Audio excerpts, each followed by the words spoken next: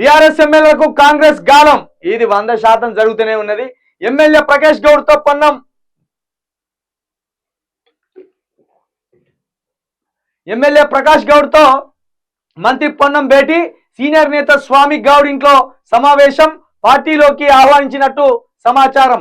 BRS ఎమ్మెల్యేలకు గాలం కాంగ్రెస్ గాలం వేస్తుందా అంటే అవుననే సమాధానం వస్తుంది. పొద్దుగాల లేస్తే తమ ప్రభుత్వాన్ని కూల్చేందుకు కుట్రలు చేస్తున్నారంటూ బీఆర్ఎస్ పై విమర్శలు చేసే అస్తం పార్టీ తాజాగా పార్టీ ఎమ్మెల్యేలను తన వైపు తిప్పుకునేందుకు ప్రయత్నాలు చేస్తుంది. దీనికి నిదర్శనం రాజేందర్ నగర్ ఎమ్మెల్యే ప్రకాష్ గౌడ్ తో మంత్రి పొన్నం ప్రభాకర్ భేటీ కావడం.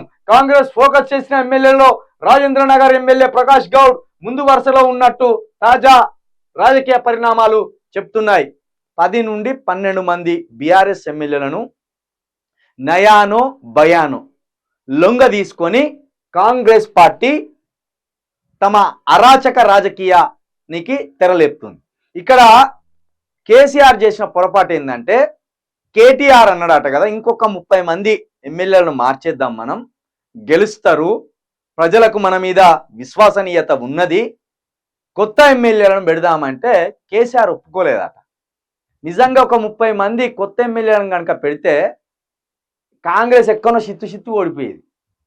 ఇంకా 18 మంది బీఆర్ఎస్ ఎమ్మెల్యేలు సెకండ్ స్థానంలో ఉన్నారు.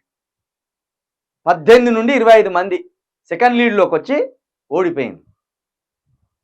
వాళ్ళకై వాళ్ళు చేసుకునే, ఇది కాంగ్రెస్ గెలుపు కాదు, బీఆర్ఎస్ ఓటమి మాత్రమే. ఇది ఇక్కడ ఎమ్మెల్యే ప్రకాష్ గౌడ్ మాత్రమే కనబడుతుంది కావచ్చు, కానీ 12 మంది ఎమ్మెల్యేల మీద ఆల్రెడీ రేవంత్ రెడ్డి ఖర్చు పేషెండు, వాళ్ళని బెదిరిస్తుండు. పార్లమెంట్ ఎన్నికలు అయిపోగానే రాజకీయ పరిస్థితులు పూర్తిగా తెలంగాణలో మారిపోతాయి. మొత్తానికైతే ఇక్కడికి పోయి నవ్వుతాను కదా, ఇక కథం ఏదో చెప్పి గుంజిపాడెత్తారు, అయిపోయింది. దయచేసి చెప్తున్న తెలంగాణ ప్రజలారా, పార్లమెంట్ ఎన్నికల్లో మోసపోవద్దు. రైతు బంధు పడలేదు, విద్యుత్ రావడం లేదు, నీళ్లు ఆగిపోయినాయి, ఇవన్నీ ఉన్నాయి. మీరు పార్లమెంట్ ఎన్నికలల్లో తెలంగాణ అస్తిత్వాన్ని గుర్తుపెట్టుకొని, తెలంగాణ రాష్ట్రాన్ని గుర్తుపెట్టుకొని ఏ పార్టీకి ఓట్లు ఎత్తే తెలంగాణ మరింత సుభిక్షంగా ఉంటుంది, స్థిరంగా ఉంటుంది.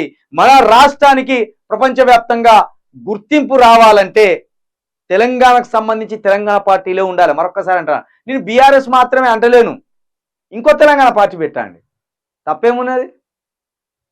తెలంగాణ మన తమిళనాడులో 3-4 ప్రాంతీయ పార్టీలు ఉన్నాయి. వాటిని దాటి అధికారం కాంగ్రెస్ కానీ బీజేపీ కానీ ఇయ్యనే ఇయ్యరు. వాళ్ళు కాంగ్రెస్ కనబడ్డా తన్ని పంపిస్తారు, బీజేపీ కనబడ్డా తన్ని పంపిస్తారు. అగో అట్లా తెలంగాణలో ఇంకా 2-3 పార్టీలు రావాలి, యువకులు రాజకీయాల్లోకి రావాలి. ఇప్పుడు బీఆర్ఎస్ ఉన్నది కాబట్టి బీఆర్ఎస్కే మాట అన్నాం, రేపు బీఆర్ఎస్ కంటే ఒక అద్భుతమైన ప్రాంతీయ పార్టీ రాని ఎయిర్రా అని చెప్తాను తప్పకుండా. పార్లమెంట్ ఎన్నికల్లో కాంగ్రెస్ని బీజేపీని తన్ని తరిమేయాలి, ఇక్కడి ఉండనే ఉండద్ది ఈ ప్రాంతంలో. అవి